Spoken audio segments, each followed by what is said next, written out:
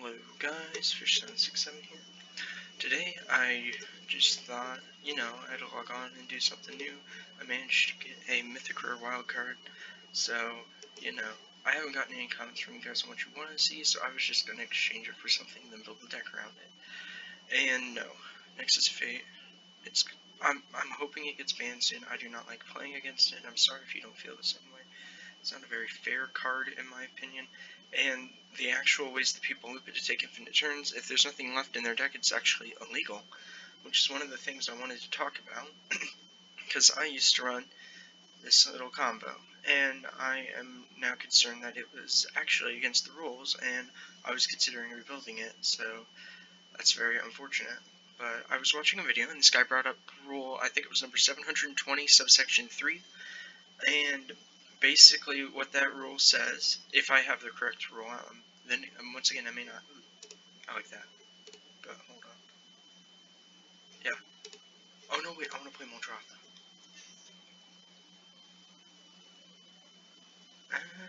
No, Multicolored is a little bit weird. We'll go with this one. I like this. Okay. So anyway,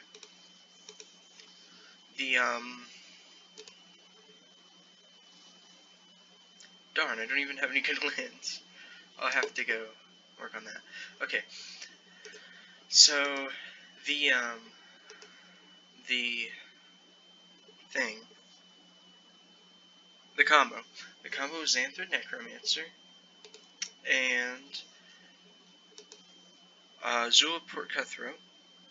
Arcane Adaptation set to human. I needed something on the field that I could kill off, and then an enchantment that gave all tokens -2, -2, or 2 of the enchantments that give them -1, -1.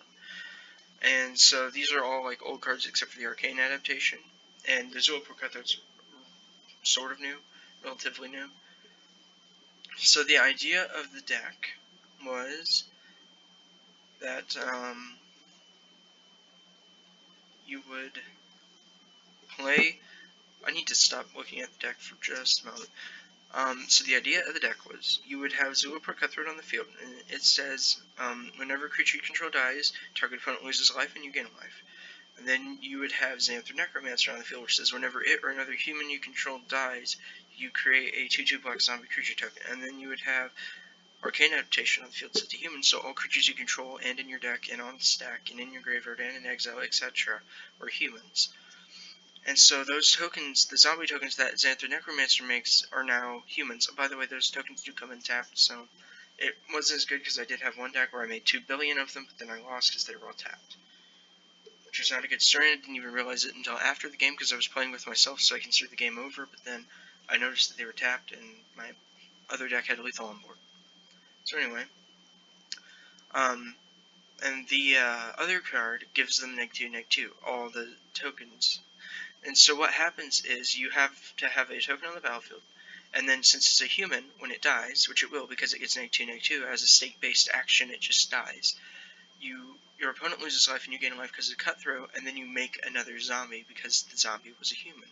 And you do this repeatedly, but it doesn't set the game state back to the exact same game state because your opponent loses life. So as far as I know, that rule doesn't apply.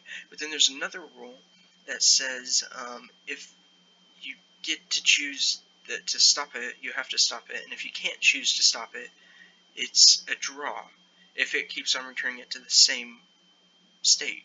So it's not the same state, but I have no possible way to stop it. I don't run any kill spells in the deck, really, because I can get down the combo in turn 5. So it's extremely fast, and with the group of people that I played, we always played casual, and my decks were generally faster, so there wasn't much of a problem there. I could always get the combo off if I needed to. Well, my question became, if I do this combo, can I even do it? Because everything is state-based. They lose a life, sure, but there's no way to stop the tokens from being generated.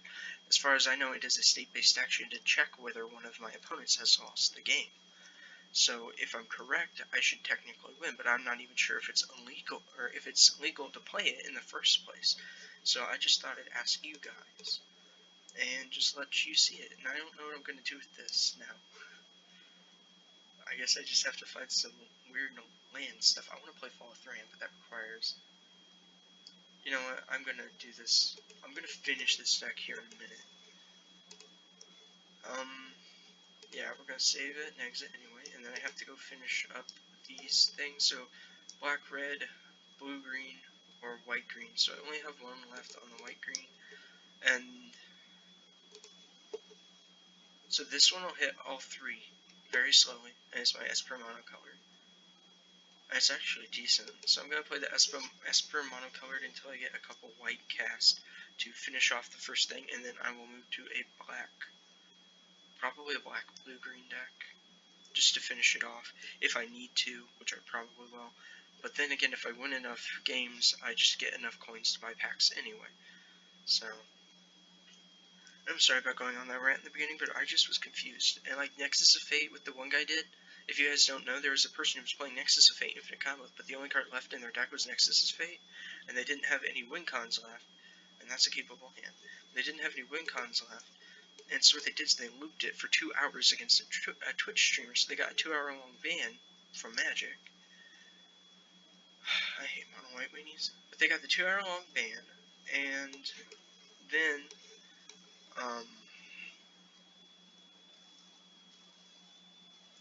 technically they couldn't have looped it, because that's illegal, according to the rules that I just mentioned. You know, it's completely illegal for them to have done that. Please do not play another creature. Yeah, they played it. See, this is why I don't like mono white weenies. I'm not even going to probably get to cast my spells. Ah! I've got lands to do it too. Sweet. Now I'm just going to play a blocker, because next turn I get to wipe. See, Wrath is a wonderful card.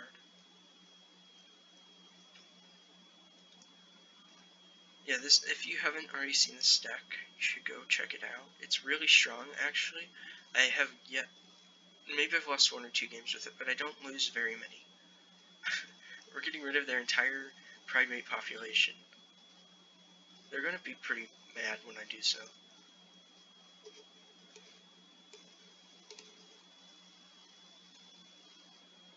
But basically the idea of this deck is to use this, plus this, to make a bunch of 2/2s, and then kill them. Okay, that thing does work. I'm glad I actually had the proper colors. I wasn't sure that I was going to. If I can get another land, I can do some fun stuff. Oh yeah, and I can get rid of this because of this. Which is the current plan. Oh, Adonto Vanguard. You have to be kidding me. I do not like Adonto Vanguard.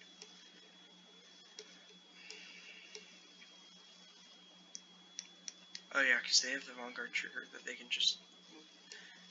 And then we're gonna just destroy that Legion's Landing.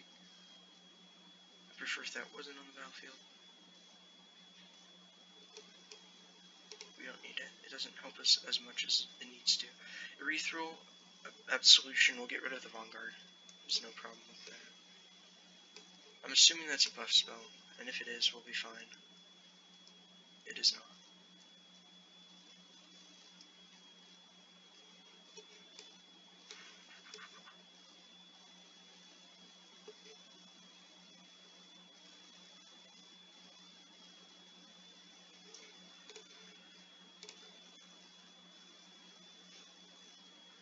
If we could just get this down, game would be over very quickly. Because, you know, mono white weenies can't stand it. So game's looking down for them very quickly.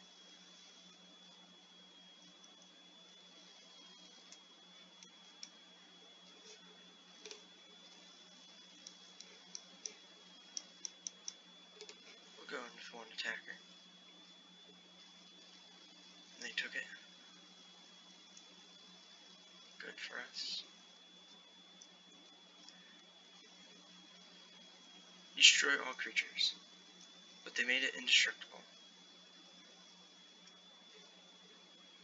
Oh yeah, I forgot. I got myself a land.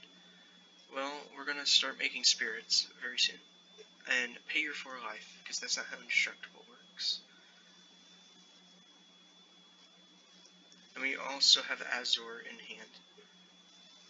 So all that we have to do is get down Azor. and any 1/1s that they try to play just die. That dies.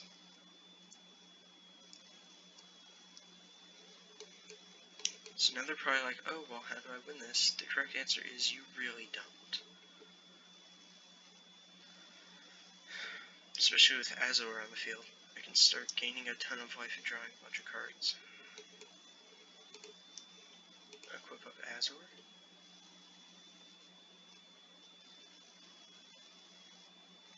Then we make a copy of Azor, and we're going to swing in the copy. The next turn we'll swing in both copies of Azor.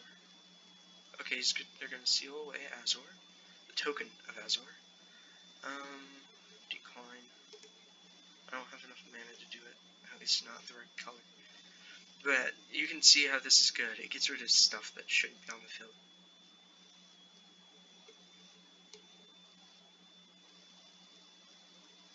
No, we're just going to go to combat. Okay, they scooped. I mean, that's probably a good thing, because they couldn't have won that game. So it shuts down mono white weedings, but it barely makes it to the punch. Just barely. And now I need to switch decks to a blue-green-black. Do I not have a blue-green-black? Okay guys, I don't have blue-green-black built yet.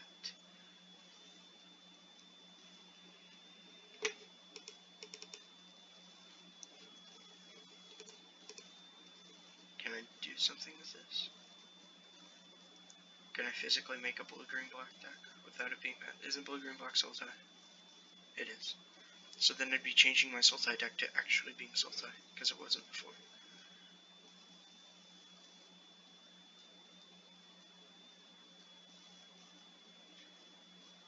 Hold on, blue-green-black. Oh, it needs to be blue-white-black. The deck I'm thinking of. Oh well. This one will have to do, because it meets the both the requirements for the other one. We really just have to win a game. I should probably be playing my other deck, but oh well. This is just like a day where I get to talk about stuff that doesn't make any sense. No way. That's more keepable. It's just like you see the 3 islands, and then you know that you can't keep it. We can leave that on top, actually. But this is another deck that I have a deck check for, and if you don't know that one, go check it out. It's actually one of my more viewed videos, and it's really strong as well.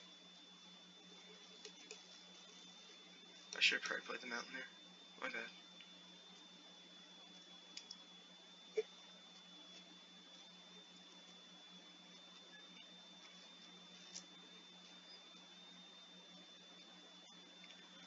Yeah, I really wish I'd been playing my other one with my Urethral Essence, whatever it's called.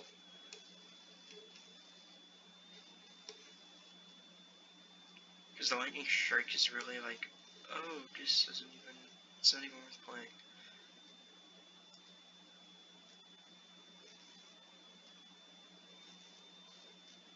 Let's just get rid of the Healer's Hawk.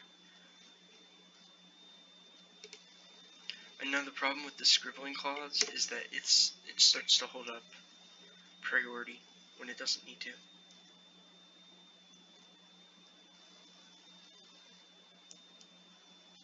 Which is unfortunate. I wish that it wouldn't hold up priority, and I wish that I could get a land. And now we actually need, because this thing, the Scribbling Claws, is used to stop black-red Graveyard recursion, specifically Phoenixes. Although I can just start exiling stuff from their graveyard, that way they can't use it again.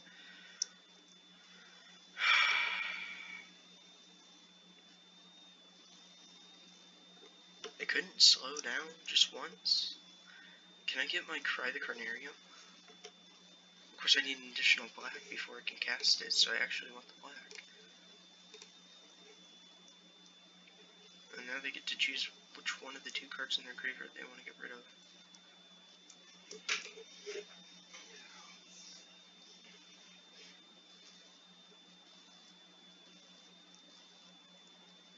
course it's still in the stack.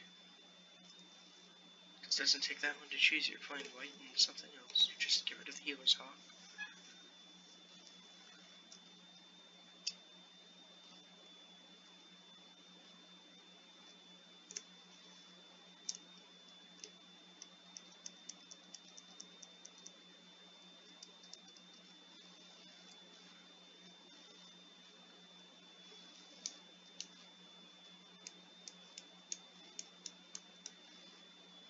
Oh, come on.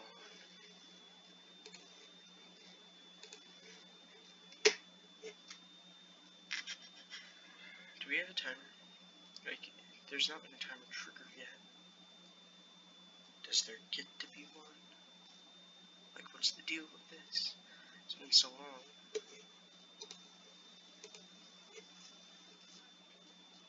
There we go.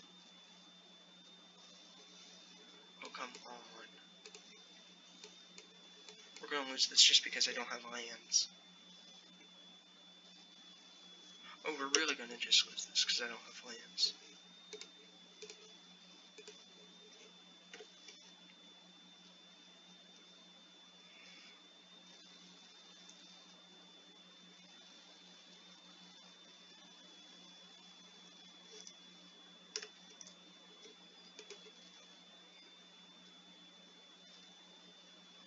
Yep, that just happened.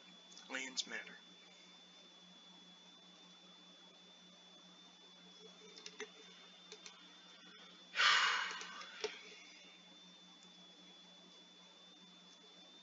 Anyway, thank you guys for watching. I'm just going to end it here and come back on and record when I actually have what I need to finish the deck.